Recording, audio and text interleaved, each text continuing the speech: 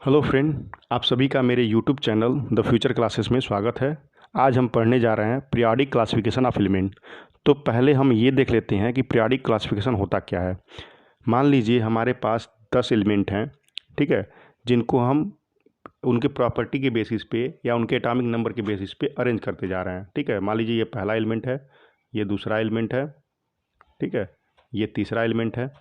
अब ये हॉरिजॉन्टली हम अरेंज कर रहे हैं। ठीक है, हॉरिजॉन्टली क्या कर रहे हैं, ये हॉरिजॉन्टल मान लीजिए लाइन है, ठीक है, इसको अरेंज कर रहे हैं। अब तीसरे के बाद जो चौथा एलिमेंट आ रहा है वो पहले एलिमेंट के प्रॉपर्टी के बराबर आ रहा है, मान लीजिए उसके सिमिलर आ रहा है, तो इसको पहले वाले के नीचे लिखेंगे। दूसरे वाले के प्रॉपर्टी जो हो रही है पाँचवें वाले के बराबर आ रही है, तो उसको दूसरे वाले के नीचे लिखेंगे। अब फिर छठवें वाले की प्रॉपर्टी तीसरे वाले के नीचे आ रही है, तो इसको इसके नीचे लिखेंगे। तो ऐसे हम अरेंज करते जाएँ, ठीक है, हॉरिजॉन्टली। तो इसे हम बोलेंगे क्या, पीरियोडिक। ठीक है, सातवें वाले को इसके नीचे, आठवें वाले को इसके नीचे और नौवें वाले को इसके नीचे। ठीक है, तो ऐसे अरेंज करते जाएं तो इसको बोलेंगे क्या हम, पीरियोडिक। अब क्लासिफिकेशन क्या होता है, अब जिसकी प्रॉपर्टी सिमिलर आ रही है, मान लीजिए पहले चौथे सातवें और 10वें की प्रॉपर्टी सिमिलर आ रही है, तो इसको एक ग्रुप में रख दिया जाए। ठीक है, तो जो पीरियोडिकली रखा गया उसको उसकी ग्रुपिंग कर दिया जाए, तो ये पीरियोडिक क्लासिफिकेशन हो जाएगा। ठीक है, मान लीजिए दूसरे पाँचवें और आठवें की प्रॉपर्टी सिमिलर आ रही है, तो इसको एक ग्रुप में रख दिया गया। तीसरे छठवें नौवें की प्रॉपर्टी सिमिलर आ रही है, तो इसको एक ग्रुप में रखा गया। तो वर्टिकल कॉलम में जो होता है इसको ग्रुप बोलते हैं। ठीक है, और जो हॉरिजॉन्टल कॉलम में होता है उसे पीरियड बोलते हैं। ठीक है, तो इसी को बोलेंगे पीरियोडिक क्लासिफिकेशन। एलिमेंट को हम हॉरिजॉन्टली अरेंज करते जाएं और ऐसे रखते जाएं कि उनकी जिसकी प्रॉपर्टी सिमिलर आ रही है उसके नीचे रखते जाएं, तो जिसकी प्रॉपर्टी सिमिलर आ रही है उसको ग्रुपिंग कर दिया जाए, तो इसी बोलेंगे हम पीरियोडिक क्लासिफिकेशन ऑफ एलिमेंट। ठीक है, अब हमारा पहला टॉपिक है why we need to classify element. Element को क्लासीफाई करने का ज़रूरत क्या पड़ा। अब देखिए हमारे पास अभी इस समय प्रेजेंट में 118 नॉन एलिमेंट है, तो 118 नॉन एलिमेंट का प्रॉपर्टी याद करना बहुत ही डिफ़िकल्ट बात है। ठीक है, तो उसको आसान बनाने के लिए 118 एलिमेंट की प्रॉपर्टी आसान बनाने के लिए कि हमको आसानी से 118 एलिमेंट की प्रॉपर्टी याद हो जाए, इसलिए इसको पीरियोडिकली क्लासीफाई किया गया।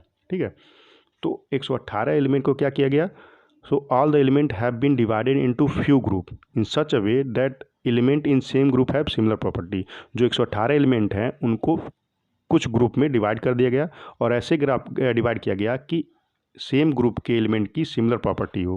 मतलब इस ग्रुप की जो एक ग्रुप पहला ग्रुप है उसकी जितने भी एलिमेंट हों उसमें उसकी प्रॉपर्टी सिमिलर हो, दूसरे ग्रुप की जितने भी एलिमेंट हो उनकी प्रॉपर्टी सिमिलर हो, तीसरे ग्रुप के जितने एलिमेंट हो उनकी प्रॉपर्टी सिमिलर हो।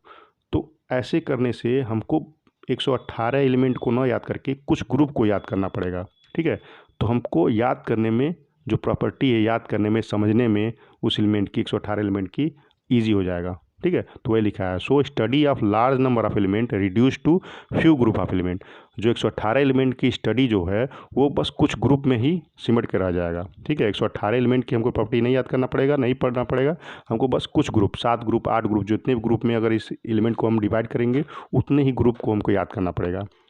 This is the reason for the periodic classification of element. यही एक रीज़न है जिसकी वजह से पीरियोडिक क्लासिफिकेशन की ज़रूरत पड़ी। पहले स्टार्टिंग में कुछ एलिमेंट थे तो क्लासीफाई नहीं किया गया, लेकिन धीरे धीरे जैसे आगे हम बढ़ते गए वैसे वैसे हमको काफ़ी सारे एलिमेंट मिलते गए। ठीक है, तो जिसकी वजह से हमको सारे एलिमेंट की प्रॉपर्टी पढ़ना मुश्किल पड़ रहा था, सबकी प्रॉपर्टी हमको समझ नहीं आ रही थी, याद नहीं हो पा रही थी, तो इसलिए हमको इसको क्लासीफाई करना पड़ेगा। ठीक है, एक एग्जांपल देख हम ये समझा सकते हैं।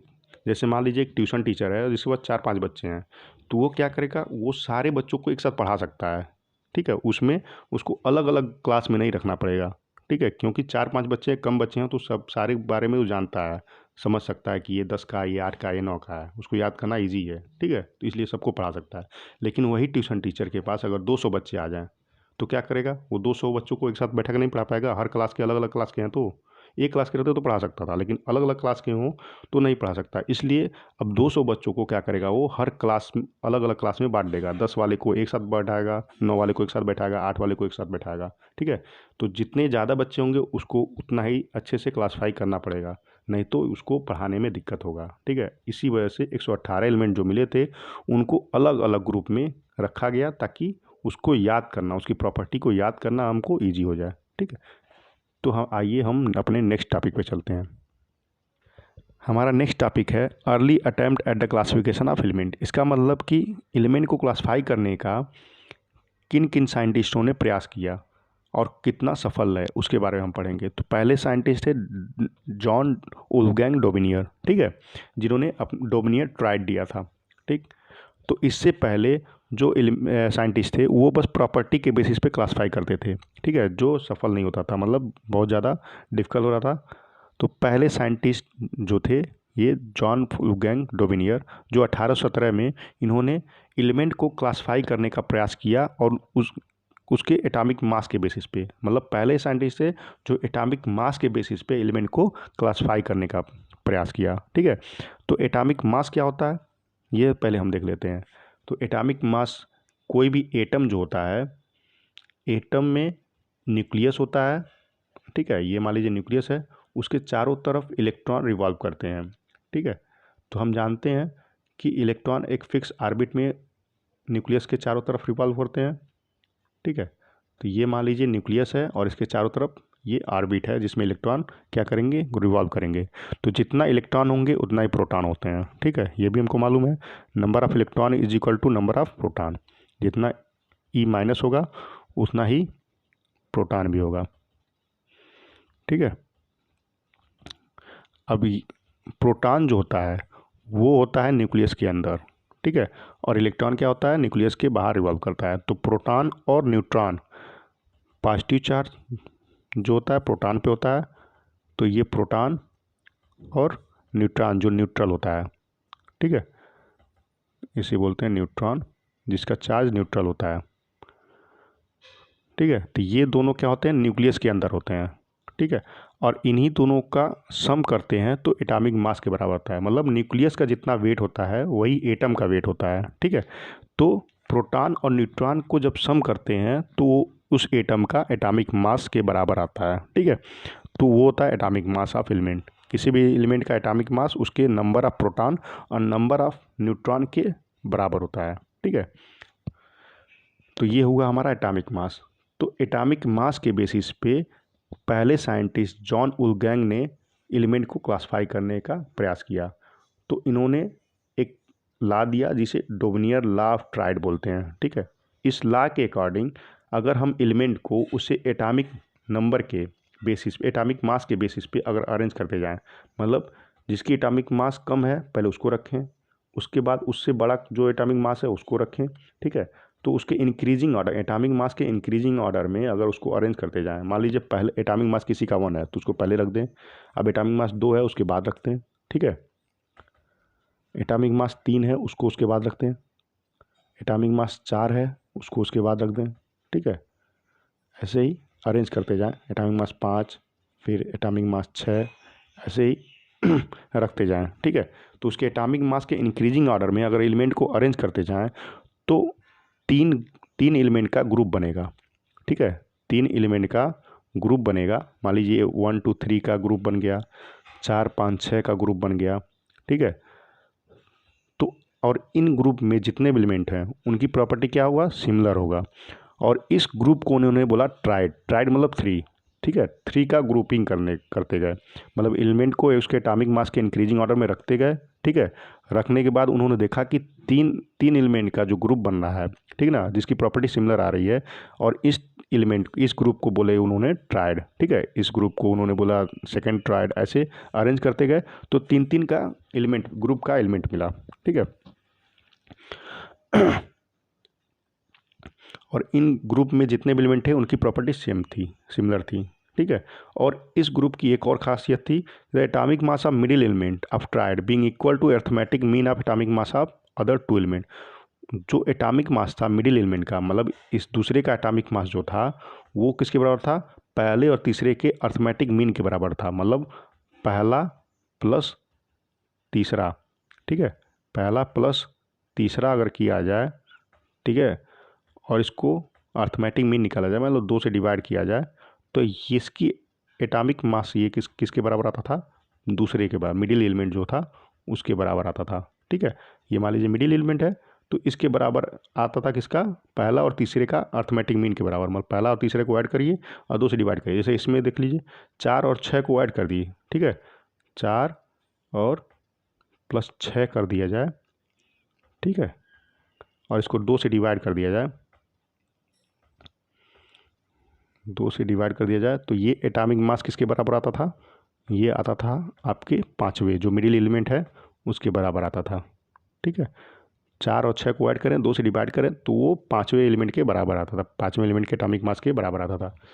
तो इनका ट्राइड यही बोला, ठीक है। तो डोबिनियर लॉ ऑफ ट्राइड बोला कि अगर एलिमेंट को उसके एटॉमिक मास के इंक्रीजिंग ऑर्डर में रखा जाए तो हमको 3-3 एलिमेंट का ग्रुप मिलेगा, ठीक है, जिसकी प्रॉपर्टी सिमिलर होगी और बीच वाले जो मिडिल एलिमेंट होगा उसका एटॉमिक मास पहले और तीसरे वाले एलिमेंट के अर्थमेटिक मीन के बराबर होगा, ठीक है, अर्थमेटिक मीन के मास के बराबर होगा।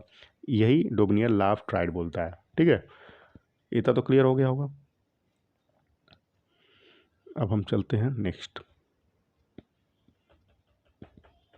अब इन्होंने तीन ट्राइड दिया था जिसमें पहला था एल्कली मेटल ग्रुप, ठीक है,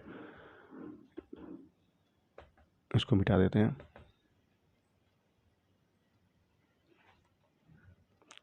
तो इन्होंने जब अरेंज किया तो पहला जो ट्राइड मिला उसको बोला इन्होंने अल्कली मेटल ग्रुप, ठीक है। अल्कली मेटल ग्रुप इसलिए बोला क्योंकि जब इसको वाटर से रिएक्ट कराया जाता था तो ये अल्कली में मतलब ऐसे बेस में जो वाटर में सलूबल हो उसमें कन्वर्ट हो जाता था। अल्कली उसे बोलते हैं अगर बेस वाटर में सलूबल हो जाए, मतलब वाटर में घुल जाए, ऐसा बेस जो वाटर में घुल जाए उसे अल्कली बोलते हैं, ठीक है। तो ये अल्कली मेटल में ग्रुप कन्वर्ट हो जाता था जब इन एलिमेंट को वाटर से रिएक्ट करा जाता था तो ये अल्कली मेटल बन जाते थे, ठीक है। इसलिए इनका नाम अल्कली मेटल ग्रुप रखा गया। तो इसमें आते हैं लिथियम जिसका एटॉमिक मास 7 आता है, सोडियम जिसका एटॉमिक मास 23 आता है और पोटेशियम जिसका एटॉमिक मास 39 आता है, ठीक है। अब देखिए, अब इसका इस ट्राइड में हम उनका देखते हैं जो डोबिनियर लॉ ऑफ ट्राइड था वो फॉलो करता है कि नहीं, मतलब कि 7 को और 39 को ऐड किया जाए और 2 से डिवाइड किया जाए तो वो 23 के बराबर आता है कि नहीं, ठीक है, वो हम देख लेते हैं। तो पहले इस ग्रुप का पहले प्रॉपर्टी देख लेते हैं क्या क्या होता है। तो पहला प्रॉपर्टी क्या है? All these element are metal and react with water to form alkali and hydrogen gas. ये जितने भी एलिमेंट है इस ट्राइड के एल्कली अर्थ मेटल के एल्कली मेटल के जितने भी एलिमेंट है लिथियम सोडियम और पोटेशियम, इनको अगर मेटल से रिएक्ट करा जाए, ठीक है, ये सारे क्या हैं? मेटल हैं। और इनको जब वाटर से रिएक्ट कराया जाता था तो ये किस में कन्वर्ट होते थे? एल्कली में कन्वर्ट होते थे। मतलब एल्कली मतलब ऐसा बेस जो वाटर में सॉल्युबल हो, ठीक है, और हाइड्रोजन गैस निकलता था इसमें से। तो पहली प्रॉपर्टी इसकी ये थी, ठीक है, मतलब तीनों की ये सिमिलर थी, ठीक है। दूसरी प्रॉपर्टी क्या थी? All of them have valency 1। ये जितने भी एलिमेंट थे इनकी वैलेंसी कितनी थी? 1 थी, ठीक है। लिथियम की वैलेंसी भी 1 थी, सोडियम की वैलेंसी 1 थी, पोटेशियम की वैलेंसी भी 1 थी, ठीक है। दूसरी प्रॉपर्टी सिमिलर ये दिखी। तीसरी प्रॉपर्टी क्या?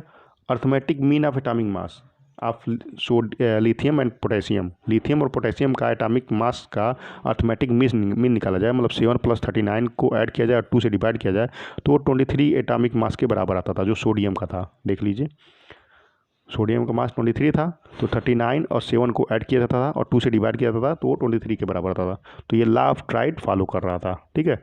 तो ये तीनों प्रॉपर्टी इनकी सेम हो रही थी, ठीक है, इसलिए इनको एक ट्राइड में रखा गया, ठीक है। दूसरा उनका ट्राइड मिला एल्कली अर्थ मेटल, ठीक है। अब एल्कली अर्थ मेटल में कौन कौन से आते हैं? कैल्शियम आता है जिसकी एटॉमिक मास 40 है, स्ट्रोंटियम आता है जिसकी एटॉमिक मास 88 है, और बेरियम आता है जिसकी एटॉमिक मास 137 है। अब all these element are metal, ये भी सारे एलिमेंट मेटल थे, और oxide of all of them are alkali in nature. इनका ऑक्साइड मतलब ऑक्सीजन से जब रिएक्ट कराया जाता था तो वो क्या किस में कन्वर्ट होते थे? एल्कलाइन में कन्वर्ट होते थे, एल्कली मेटल में कन्वर्ट हो जाते थे, ठीक है ना। वो वाटर से रिएक्ट कराने पे होता थे, ये ऑक्सीजन से रिएक्ट कराने पे होता था, ठीक है। All of these have valency 2। इन सारे एलिमेंट की वैलेंसी क्या होती थी? 2 होती है, ठीक है। Arithmetic mean of atomic mass of calcium and barium. Calcium और बेरियम का एटॉमिक मास का अर्थमेटिक मीन निकाला जाए, मतलब 40 और 137 को प्लस करके 2 से डिवाइड किया जाता है, वो 88.5 के बराबर आ आता था। तो 88 जो था इसका स्ट्रोंटियम का था, जो लगभग बराबर आ रहा था, ठीक है, एग्जैक्ट नहीं आ रहा था लेकिन लगभग बराबर आ रहा था उसके एटॉमिक मास के, ठीक है। तो लगभग ये भी क्या हो रहा था? डोमिनियर ट्राइड फॉलो कर रहा था, ठीक है। तो ये तीनों प्रॉपर्टी इनकी सेम हो रही थी इसलिए इनको एक ट्राइड में रखा गया। तीसरा इनका ट्राइड आया जिसको बोला गया हेलो ग्रुप। हैलोजन ग्रुप जिसे बोलते हैं, ठीक है। हैलो मतलब होता है साल्ट फॉर्मिंग एलिमेंट, ठीक है। ऐसे एलिमेंट जो मेटल से रिएक्ट करने पे ये सॉल्ट में कन्वर्ट हो जाते थे, इसलिए इनको हैलो ग्रुप बोला जाता है, ठीक है। तो इसमें आया क्लोरीन, ब्रोमीन और आयोडीन। फ्लोरीन उस समय डिस्कवर नहीं हुआ था, ठीक है। तो all these element are non metal, ये सारे एलिमेंट क्या थे, नॉन मेटल थे। React with water to form acid, और ये जब वाटर से रिएक्ट करते थे तो ये किस में कन्वर्ट हो जाते थे, एसिड में कन्वर्ट हो जाते थे, ठीक है। ऑल दीज एलिमेंट है वैलेंसी 1, इन सब एलिमेंट की वैलेंसी कितनी थी, 1 थी, ठीक है। Arithmetic mean of atomic mass of chlorine and iodine, chlorine और आयोडीन को सम करने पे और 2 से डिवाइड करने पे अप्रॉक्स ब्रोमियम के बराबर आ रहा था, 88 के लगभग बराबर आ रहा था, एग्जैक्ट नहीं आ रहा था, ठीक है। तो 3 ट्राइड इन्होंने फॉर्म कर पाया, ठीक है। बाकी सब में इनका ट्राइड फॉलो नहीं हो रहा था, इसलिए इनका जो क्लासिफिकेशन था वो फेल हो गया, ठीक है। He fail to arrange all known element to form of triad of element, ठीक है। इन्होंने ये इनका जो अरेंजमेंट था वो फेल हो गया था कि सारे एलिमेंट को इन्होंने ट्राइड में कन्वर्ट नहीं कर पाया, ठीक है। ट्राइड नहीं, सबका एलिमेंट, सब जितने भी एलिमेंट थे इनके समय में उसको ट्राइड में कन्वर्ट नहीं कर पाया, मतलब सबका 3-3 का ग्रुपिंग नहीं कर पाया इन्होंने, ठीक है। इसलिए इनका जो क्लासिफिकेशन था वो फेल हो गया। तो नेक्स्ट हमारे आए न्यूलैंड, ठीक है। तो न्यूलैंड लॉ ऑफ ऑक्टेव आया, ठीक है। ये हम अपने नेक्स्ट लेक्चर में पढ़ेंगे, ठीक है। तो मेरे लेक्चर को अगर देखना हो, अगर आपको अच्छा लग रहा हो, ठीक है, तो इसको प्लीज़ लाइक सब्सक्राइब कर दीजिए, ताकि हमारा जब भी नेक्स्ट वीडियो आए तो आपको मिल जाए आसानी से। Thank you.